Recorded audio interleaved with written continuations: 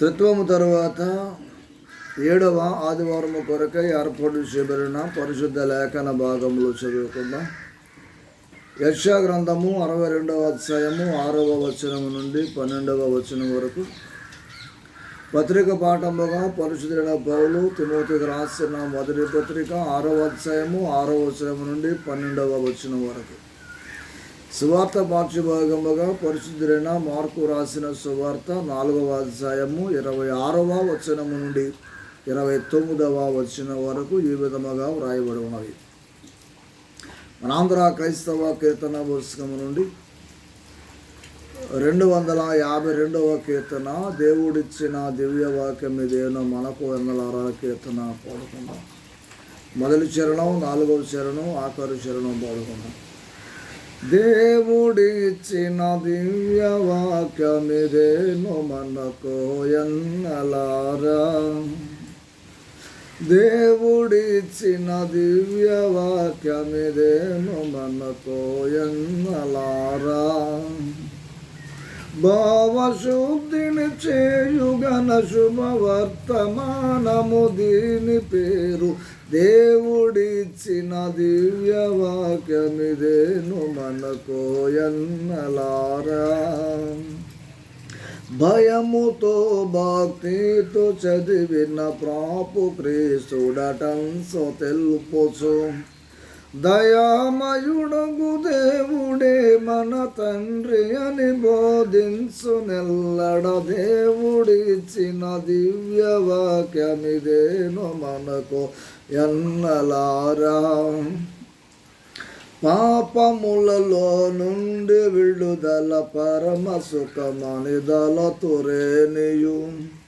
తాపమార్పును లేచి రండి త్వరగా క్రీస్తుని శరణు బొందను, దేవుడిచ్చిన దివ్యవాక్యమిదేను మనకు ఎన్నలారా. మోక్షరాజ్యము చేరగోరెడు బుద్ధి కలిగిన వారలెల్లరూ, రక్షకుండగు క్రీస్తునొద్దకు రండి రండి విశ్వసించుచు, దేవుడిచ్చిన దివ్యవాక్యమిదేను మనకు ఎన్నలారా. మన తండ్రి అయిన దేవుని నుండి, ప్రభు అయిన యేసు క్రీస్తు నుండి కృపయు సమాధానములో మీకు కలుగునగాక. ఆమేన్. ప్రభునందు ప్రియా దేవుని పిల్లలరా, మన ప్రభువును రక్షకుడైన యేసు క్రీస్తు వారి యొక్క దివ్య నామములో కాశీపాడు గురిమండలములో అనుబంధ సంఘం అనేటువంటి తాళ్లపాలెం, ముదనూరు మరి సంఘాలలో సెయింట్ పీటర్స్ లూథరన్ సంఘము తాళ్లపాలెము, సెయింట్ థామస్ లూథరన్ సంఘము ముదనూరు గ్రామములలో దేవుని యొక్క సువార్తను ఈ రీతిగా ప్రకటించుటకు అవకాశము కలిగించిన దేవాతి దేవునికి వందనాలు, స్తోత్రములు చెల్లిస్తూ ఉన్నాను. ఆ మీదట జీవవాక్యపు ఛానల్ శ్రోతలైన మీ అందరికీ దేవుడు నాకు సొత్తుగాను స్వాస్థ్యముగాను పిల్లలుగా అనుగ్రహించిన ఆ యూట్యూబ్ ఛానల్ లేక వాట్సాప్ ద్వారా, ఫేస్బుక్ ద్వారా ఈ జీవవాక్యమును వినుచున్న దేవుని పిల్లలు నాకు సొత్తైన మీ అందరికీ కూడా ప్రభు అయిన యేసు క్రీస్తు నామములో 7వ మాసము 14వ దినము త్రిత్వము తరువాత 7వ ఆదివారపు శుభాలు మీకు తెలియజేస్తున్నా. సాధారణంగా మానవుని యొక్క జీవితంలో ప్రతి మనిషి తన జీవిత యాత్రలో తాము చేయు ప్రతి పనిలో కూడా ఫలితము ఆశిస్తూ ఉంటాడు, ఫలితము ఆశించి పనిచేస్తూ ఉంటాడు. ఒక విద్యార్థి అయినా సరే, ఒక విత్తనము విత్తేటువంటి రైతు అయినా సరే, పశువుల కాపరి అయినా వ్యాపారి అయినా ఫలితమే ఆశిస్తాడు కానీ నష్టాన్ని వారు కోరుకోరు, నష్టం వస్తుందని భావించారు. అలాగే పరలోకపు తండ్రి కూడా తన వాక్యమును తన దాసుల ద్వారా ప్రకటిస్తూ వినిన వారందరూ కూడా దేవుని కొరకు ఫలించాలని ఆశిస్తూ ఉన్నాడు. ఇది ధర్మము అని నమ్మినటువంటి వారందరూ దేవునికి స్తోత్రము చెప్పాలి. హల్లెలూయా. ఇప్పటి వరకు కూడా మనము ఫలించలేదు అని అంటే మనము దేవుని యొక్క మాటలు వినలేదు, దేవుని యొక్క సువార్తకు లోబడలేదు. అందుచేత ఇకనైనా వాక్యమును విందాము, దేవుని వాక్యమునకు లోబడదాం, దేవుని కొరకు ఫలిద్దాం. నీవు వాక్యమునకు లేక నీ వాక్యములు విని దేవునికి లోబడితే వచ్చేటువంటి ఫలములు, లోబడకపోతే వచ్చేటువంటి శిక్షలను మనం ఈరోజు వాక్యము ద్వారా వినబోతూ ఉన్నాం. వాక్యము ఒక వ్యక్తి ఫలించాలి అని అంటే తప్పకుండా దేవుని యొక్క వాక్యము వినాల్సిందే. వాక్యము వినడం ద్వారా తప్పక నీవు ఫలిస్తావు. ఇది తథ్యము అనే మాట గుర్తు చేస్తూ ఉన్నాను. ఇంకొక మాట చెప్పున, వాక్యము వినడము ద్వారా నీ మనస్సు మారుతుంది, మార్పు చెందుతావు, నీ క్రియలు మార్చబడతాయి. నీవు పరలోకపు ఆశీర్వాదములు, యాకోబు వంటి దీవెనలు, యాకోబు వంటి సత్ప్రవర్తన కలిగి ప్రేమతో నింపబడతావు, భయా నుండి విడుదల పొందుతావు. దేవునికి స్తోత్రము కలుగునుగాక. ఈనాటి వాక్యములో సువార్త వాక్యమును మనము ప్రాముఖ్యముగా ఆధారము చేసుకొని లేఖనాలలోనికి మనం వెళుతూ ఉన్నప్పుడు మార్కు సువార్త 26వ అధ్యాయము 4వ అధ్యాయం 26 నుంచి 29 వరకు చాలా సింపుల్ మాటలు మనకు కనబడుతూ ఉంటాయి. నా 3 వచనాలు. ఒక మనుషుడు భూమిలో విత్తనము చల్లి రాత్రింబవళ్ళు నిద్రపోతూ మేలుకొనుచు ఉండగా తెలియని రీతిగా ఆ విత్తనము మొలిచి పెరిగినట్లే దేవుని రాజ్యము ఉంది. భూమి విత్తనం మనిషి, భూమి విత్తనం రైతు, పొలము విత్తనము రైతు, వాక్యము విశ్వాసి దేవుడు. వాక్యము విత్తేటువంటి రైతు దైవ సేవకుడు, పొలము మానవుని యొక్క లేక విశ్వాసి యొక్క హృదయం. దానిని ఫలించేవాడు దేవుడు. దేవునికి స్తోత్రము చెప్పండి. వాక్యము దేవుడు, విత్తనము దేవుని యొక్క వాక్యము, విత్తేటువంటి వాడు రైతు దైవ సేవకుడు, పొలము మానవుని యొక్క హృదయము లేక విశ్వాసి యొక్క హృదయం. ఒక రైతు భూమిలో విత్తనమును చల్లి వాడు వెళ్ళిపోతాడు.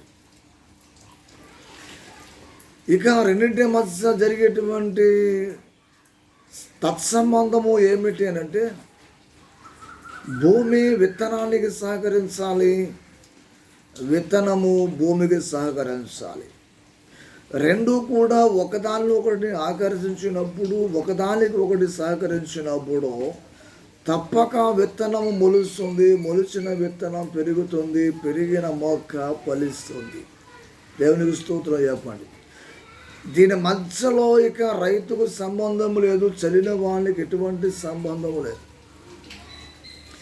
ఈ ఉపమానములో దేవుని బిడ్డరా, ఈ విత్తనము చెల్లేటువంటి వాడు ఇక దాని గురించి పట్టించుకోలేదు. కానీ దాని సమయాన్ని బట్టి, సందర్భాన్ని బట్టి అది మొలిచింది, పెరిగింది, ఫలించింది.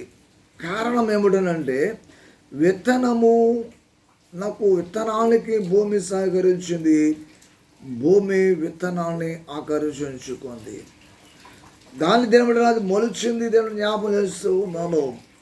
ఈ రోజున కనుక ఆ విత్తనము భూమిలో పడి చచ్చింది, క్రొత్త జన్మనిచ్చింది, ఫలించింది, అనేక మందికి నీడనిచ్చింది, అనేక మందికి ఆకలి తీర్చింది, అనేక మందిని అలసట తీర్చుకునేటకు అవకాశమును కల్పించిందన్న విషయాన్ని జ్ఞాపకం చేస్తూ ఉన్నాం. ఈరోజు సంఘములో దైవ సేవకుడు వాక్యమైనటువంటి విత్తనాలు చల్లిపోతున్నప్పుడు ఆ వాక్యమునకు నీ హృదయము సహకరించాలి.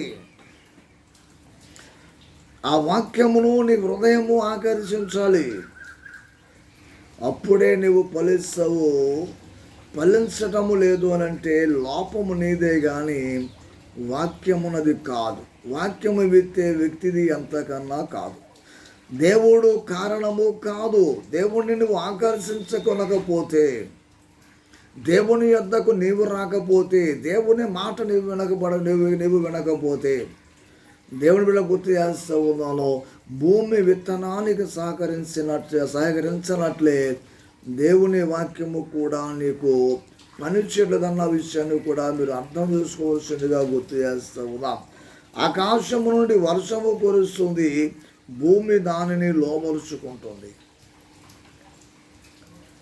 కనుక దీని దాని కాలములో ఏం చేస్తుందంటే, ఆ భూమి ఎప్పుడైతే ఆ వర్షపు నీటిని ఆకర్షించుకుంటుందో పైరు నిగనిగలాడుతూ చక్కని పచ్చదనముతో దీని ఆ చెట్లన్నీ కూడా చక్కటి ఆకులతో, పుష్పాలతో, ఫలాలతో నింపబడుతూ ఉంటాయి. ఈ వేసవి కాలపు పండ్లు ఉంటాయి, వేసవి కాలపు మొక్కలు ఉంటాయి, వేసవి కాలపు పంటలు ఉంటాయి. వాటిని వైభవాలు మీరు చూస్తూ ఉన్నప్పుడు మన వార్తల్లో చూస్తాం, ఈ సంవత్సరం వర్షాలు లేనందున మా చీడి తోటలు పాడైపోయాయి, మామిడి చెట్లు ఎండిపోయాయి, మూత పట్టలేదు.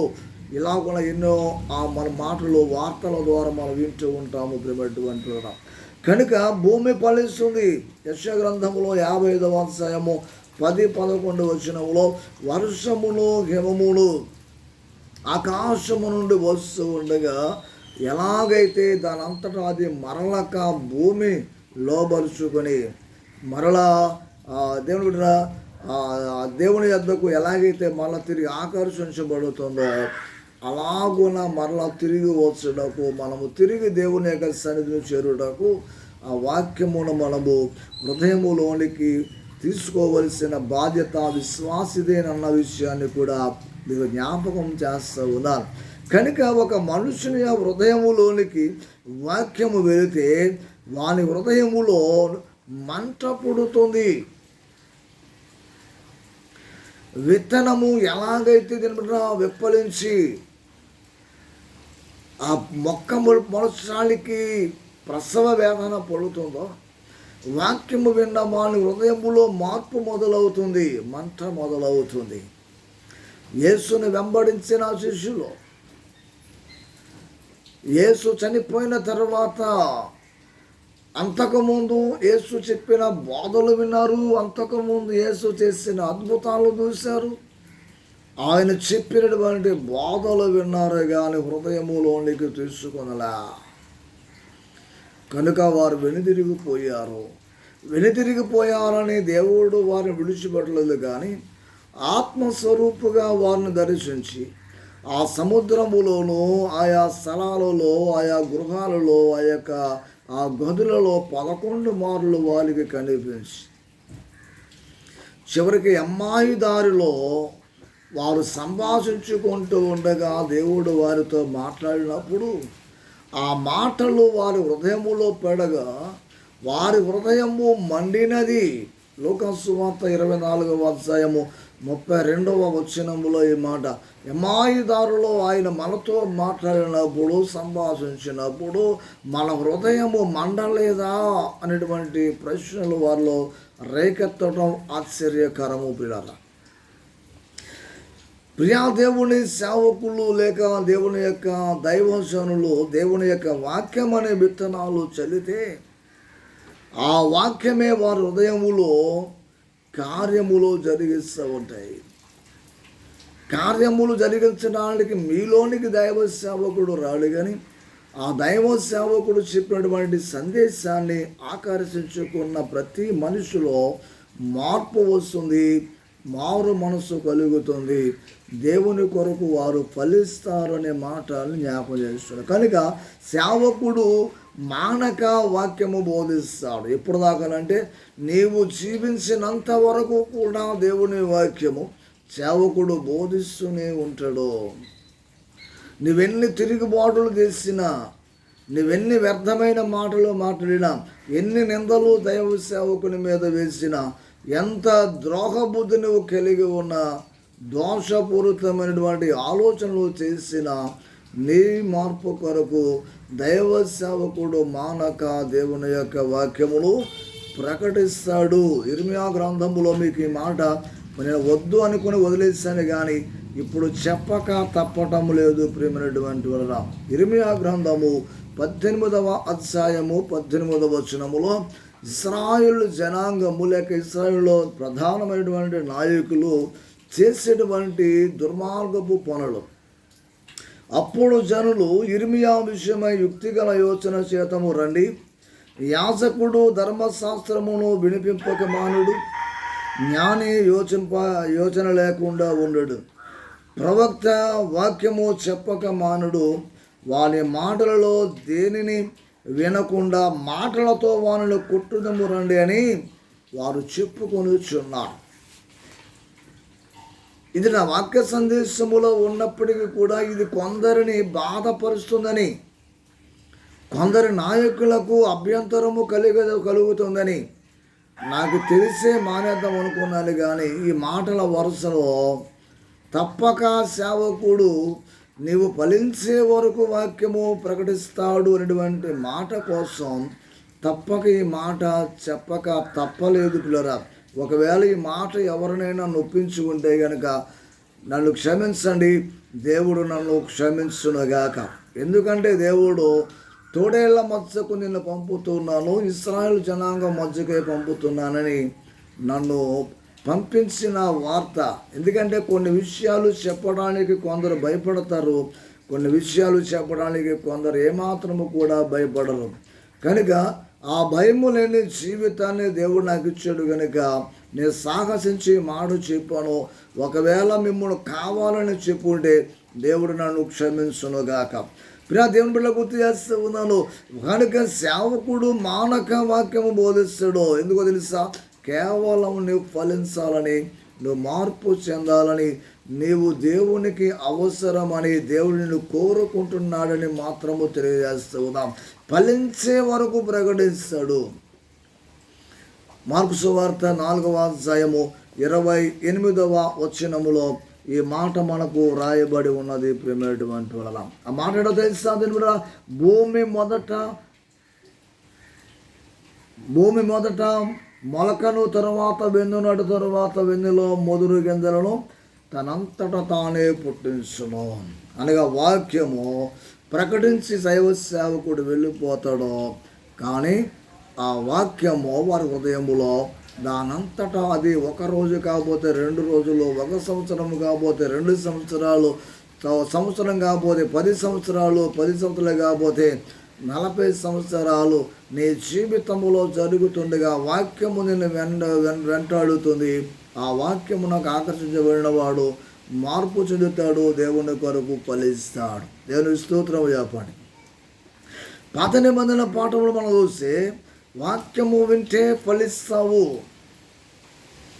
వాక్యము వింటే మార్పు చెందుతావు, వాక్యము వింటే రక్షించబడతావు, వాక్యము వినడం ద్వారానే నిత్య జీవమునకు వెళతారు. కనుక 2వ పాఠంలోకి వెళుతున్నప్పుడు వాక్యము వింటే రక్షణ నీ యొద్దకు వస్తుంది. యెషయా గ్రంథములో 62వ అధ్యాయం 11వ వచనములో ఆలకించుడి పిల్లరా, ఆలకించుడి అనగా వినండి అని చెబుతున్నటువంటి మాట. దేవునికి స్తోత్రం చెప్దామా? హల్లెలూయా. వాక్యమును గురించి మనం ఆలోచన చేసినప్పుడు దేవుని బిడ్డరా చెబుతున్నటువంటి మాటలు మనము ఒకసారి ధ్యానిద్దాము. ప్రియమైనటువంటి వలన ఈ 11వ వచనములో ఆలోకించుడి, భూదిగంతముల వరకు యెహోవా సమాచారము ప్రకటింపజేస్తూ ఉన్నాడు, ఇదిగో రక్షణ నీ యొద్దకు వచ్చి ఉన్నది. ఇది వాక్యము వినేటువంటి ప్రతి విశ్వాసి కూడా గుర్తించాలి. ఈ వాక్యము ద్వారా వాక్యము శరీరధారి అయి మన యొద్దకు వచ్చెను అనేటువంటి మాట మనం చూస్తూ ఉన్నప్పుడు వాక్యము శరీరధారి నీ యొద్దకు వచ్చినటువంటి మాట యోహాను సువార్త 1వ అధ్యాయములో 14వ వచనములో చెప్పిన విధంగా ఈ వాక్యములు నీకు వినబడుతున్నప్పుడు రక్షకుడైన యేసు నిన్ను తట్టుతున్నాడు, రక్షకుడైన యేసు నిన్ను ఆకర్షిస్తున్నాడు, రక్షకుడైన యేసు నీ యొద్దకు వచ్చాడు, రక్షణ నీ యొద్దకు వచ్చిందని గుర్తించగలిగిన వాడు తప్పక రక్షించబడతాడు. దేవునికి స్తోత్రం చెప్పండి. ఆలకించుడు అంటే వినండి అని అర్థం. ఏమి వినాలి అని అంటే దైవ సేవకుడు ప్రకటించేటువంటి సువార్త వినాలి. సువార్త వినడము ద్వారానే రక్షణ నీ యొద్దకు వచ్చిందని నీవు గ్రహించగలవు. లూకా సువార్త 19:5 జక్కయ్య యేసును చూచుటకు వేరొక మార్గమున వెళ్ళి మేడి చెట్టుకి కూర్చున్నాడు. యేసు తన యొద్దకు వచ్చి తనతో మాట్లాడుతూ ఉన్నప్పుడు జక్కయ్య తెలుసుకున్నాడు, రక్షకుడు నా యొద్దకు వచ్చాడో, రక్షణ నా యొద్దకు వచ్చిందని. యేసు చెప్పినటువంటి మాట విన్నాడు. వినిన వెంటనే త్వరగా చెట్టు దిగి తన ఇంటికి తీసుకుని వెళ్ళి చేర్చుకున్నాడు. దేవుని స్తోత్రం చెప్పండి. అతడు ఆ మాట గ్రహించకపోతే నీవెవరు, నేను నీకు తెలుసా, నువ్వు నాకు తెలియదే అనేటువంటి వికట ప్రశ్నలు వేయకుండా ధనము కోసమే బ్రతికిన ఆ మనిషి, వ్యాపారము కోసమే బ్రతికేటువంటి ఆ మనిషి, సంపాదన కోసమే బ్రతుకుతున్నటువంటి ఆ మనిషి, లాభాపేక్షతో జీవించినటువంటి ఆ జక్కయ్య అనేటువంటి మనిషి గుర్తించినటువంటి విధం ఏంటో తెలుసా? యేసు మాట వినగానే అతను గ్రహించాడు, రక్షకుడు నా యొద్దకు వచ్చాడో, రక్షణ నా యొద్దకు వచ్చిందని గుర్తించాడు గనుక ఆ రక్షకుని మాట తన హృదయములో ఫలింపజేసింది. దేవుని గుర్తు చేస్తూ ఉన్నాను. రెండవదిగా 19:6 అతడు త్వరగా దిగి జక్కయ్యకు అర్థమైంది దీనివల్ల రక్షణ నా దగ్గరకు వచ్చిందని, రక్షకుడు నా కోసమే వచ్చాడని. చప్పట్లు కొట్టి దేవునికి స్తోత్రం చెప్పండి. వాక్యం వినకపోతే మనకు అర్థము కాదు. చాలామంది మన సంఘాలు అంటారు, ఏం చెప్తున్నాడు వాక్యము అని. అసలు వింటే కదా నీకు వాక్యం అర్థం కావడానికి. వాక్యం వైపు నువ్వు తిరిగితే కదా, వాక్యాన్ని నీ వైపు తిప్పుకున్నప్పుడు వాక్యం నీకు అర్థం కాదు. ఈరోజు జ్ఞాపకం చేస్తూ ఉన్నాను కనుక దేవుడా, అందరూ కూడా వ్యతిరేకులే వాక్యానికి, అందరూ కూడా వ్యతిరేకులే దైవ సేవకునికి, అందరూ కూడా సువార్తకు అభ్యంతరాలు కలిగజేసేటువంటి వారే, సువార్తను ఆటంకపరిచేటువంటి వారే. సువార్త దగ్గరకు వచ్చి కూడా, వాక్యము కోసము వచ్చి కూడా, దేవుని సన్నిధిలోకి వచ్చి కూడా దేవుని ఆటంకపరిచేటువంటి వారు. కనుక మన సంఘాలలో కలుగుతున్నటువంటి భేదాలు మనం చూస్తూ ఉన్నప్పుడు, క్రైస్తవ సంఘాలలో విశ్వాసుల ద్వారా తెలియజేసేటువంటి మాట ఏమిటంటే, వినడానికి వేగిరపడాలి, మాట్లాడటకు నిదానించాలి. కానీ మన సంఘాలు ఏం చేస్తాయంటే, వినడానికేమో వెనుక, మాట్లాడటానికి ముందు వీళ్ళకి మైకులు కావాలి, వీళ్ళే మాట్లాడాలి, వీళ్ళే చెప్పాలి, సిద్ధాంతాలు వీళ్ళే ప్రకటించాలి, రూల్స్ వీళ్ళే ప్రకటించాలి. దైవ సేవకుడు చెప్పేది రూల్ కాదు, దేవుడు చెప్పింది శాసనము కాదు, కట్టడ కాదు. వీళ్ళ కట్టడ ప్రకారమే నడవాలి. ఈరోజు జ్ఞాపకం చేసుకున్నాను ప్రియమైనటువంటి వాళ్ళరా, యాకోబు పత్రిక 1:19 యాకోబు పత్రిక 1:23 చూసుకునండి. ఆ వాక్యానికి మనము తగినట్లుగా ఉన్నామా, వ్యతిరేకులుగా ఉన్నామా మనకే అర్థమవుతుంది దేని బిళ్ళరా. కానీ జ్ఞాపకం చేస్తున్నాడు, పిల్లలు రక్షకుడైన వాళ్ళు యేసు వాక్యము ద్వారా నీ వద్దకు వస్తున్నాడు. రక్షణ పొందడానికి నీవేమి చేయాలో దేని బిళ్ళరా, నీవు తెలియకపోతే అడగాలి, అడిగి తెలుసుకోవాలి, అడిగి అందులో నడుచుకోవాలి. ప్రవక్త అయినటువంటి యేహెజ్కేలు గ్రంథములో 36:16 మనం మాటకు వస్తూ ఉంటాం. పురాతనమైన మార్గములలో నిలిచి చూడుడి, మేలు కలుగు మార్గం ఏదో అడిగి అందులో నడుచుకునండి అంటాడు ప్రవక్త.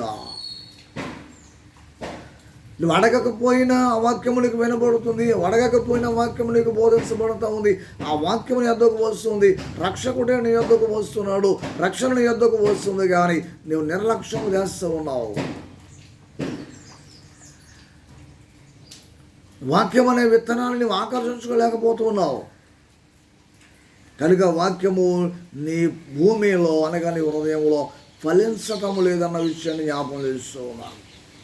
ప్రియా విశ్వాసులరా, ఒక సందర్భములో అపోస్తలులు పౌలు శీలలు చెరసాలలో ఉంచబడినప్పుడు వారు కీర్తనలు పాడుచుండగా, దేవుని కీర్తిస్తుండగా, దేవుని యొక్క నామాన్ని కనపరుస్తూ ఉండగా అక్కడ ఒక పెద్ద భూకంపము కలిగింది.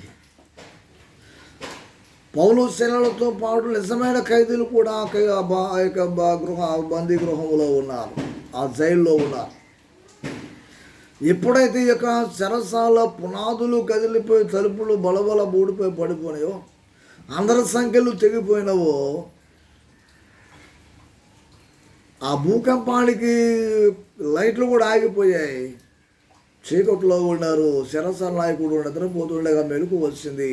ఒక్కసారిగా ఆ దృశ్యాన్ని తనకు కనిపించినప్పుడు అతడు ప్రాణహత్య చేసుకుని పోగా ఆ చీకట్లో తాను చేసుకోబోవు కార్యాన్ని గురించి వారు మాట్లాడుతున్నాడు. అయ్యా, మేమందరం ఇక్కడే ఉన్నాం, నువ్వే హాని చేసుకోవద్దు.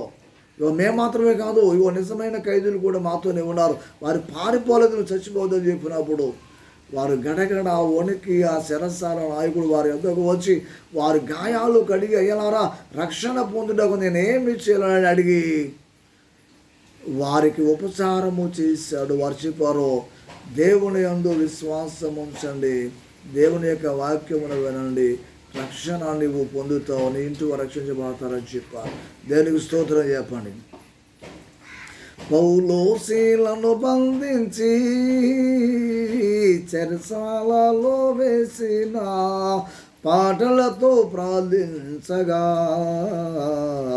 చెరసాల బ్రదలాయే. పాటలతో ప్రార్థించగా చెరసాల బ్రదలాయే. యెహోవాని నామము ఎంతో బలమైనది, ఎంతో బలమైనది, ఎంతో బలమైనది. ప్రియా దేవుని విశ్వాసులారా, యేసునందు విశ్వాసం ఉంచాలంటే వాక్యము వినాలి. నీవు వినాలంటే దీని బిడ్డ ఆదివారం, బుధవారం, శుక్రవారం ఉపవాస కూడికలు, మహాసభలు, ర్యాలీలు, యూత్ సంఘాలు, శీలాదివారం, టీవీలో, రేడియోలో, ఆఖరికి సెల్ ఫోన్లు కూడా నీ చేతుల్లో ఉంచి అందందు అన్ని చోట్ల అన్ని విధాలుగా దేవుని యొక్క వాక్యము నీకు ప్రకటిస్తూ ఉన్నాడు. ఎందుకో తెలుసా? నువ్వు వినాలి అని, నువ్వు వింటావని, ఆ వాక్యమునకు ఏదో ఒక రోజున లోబడతావు. ఇన్నే కార్యక్రమాలు చేసి నిన్ను ఆకర్షించినప్పటికీ కూడా నీ హృదయము సహకరించినంత కాలము నువ్వు ఫలించవు. ఆ వాక్యము ఎవరైతే వింటారో దీని మీద ఆ వాక్యము విన్న తరువాత నీవు తప్పక రక్షింపబడతావు, దేవుని కొరకు ఫలిస్తావు. ఆమోసు గ్రంథములో 8వ అధ్యాయము 11, 12 వచనాలు చదువుకోండి. ఇగో, దేవుడు నిత్యము కూడా వాక్యము నీకు బోధిస్తూ ఉంటే నువ్వు తృణీకరిస్తూ ఉన్నావు, వేపరుస్తూ ఉన్నావు, వ్యర్థము చేస్తూ ఉన్నావు, నిర్లక్ష్యము చేస్తూ ఉన్నావు. ఒకరోజు వస్తుంది, క్షామకాలం వస్తుంది, అన్నపానములు లేక వచ్చేటువంటి కరువు కాదు, వాక్యము వినబడని సందర్భం వస్తుంది, వాక్యము నీ కంటికి కనబడని సమయం వస్తుంది, సందర్భం వస్తుంది. అప్పుడు నువ్వు ఏడ్చినా, దేవుని మాట వినాలన్నా నీకు వినపడదు, చదవాలన్న వాక్యము నీకు కంటికి కనపడదు. అలాంటి రోజులు రాబోతున్నాయి. ఒక పామరుడైనటువంటి ఆమోసు, పశువుల కాపరినటువంటి ఆమోసు ద్వారా దేవుడు జ్ఞానులకు బోధిస్తూ ఉన్నాడు. జాగ్రత్త, బీ కేర్ఫుల్. ఇందులో ఏమాత్రము కూడా సందేహము లేదు. వినబిళ్ళరా, కనుక జ్ఞాపకం చేస్తూ ఉన్నాను. పత్రిక పాఠములో మనం చూస్తే కనుక వినుడు ద్వారానే నిత్యజీవములో మనము పొందగలం. వినుడు ద్వారా నిత్యజీవాన్ని పొందగలం. తిమోతి పత్రిక 1వ అధ్యాయము 6వ వచనములో, తిమోతి పత్రిక 1వ అధ్యాయము 12వ వచనములో ఈ మాటలు మీకు నేను జ్ఞాపకము చేస్తూ ఉన్నాను. ప్రియులారా, కనుక యొక్క సమయంలో నేను జ్ఞాపకం చేసేటువంటి మాట ఏమిటనంటే వినబడరా,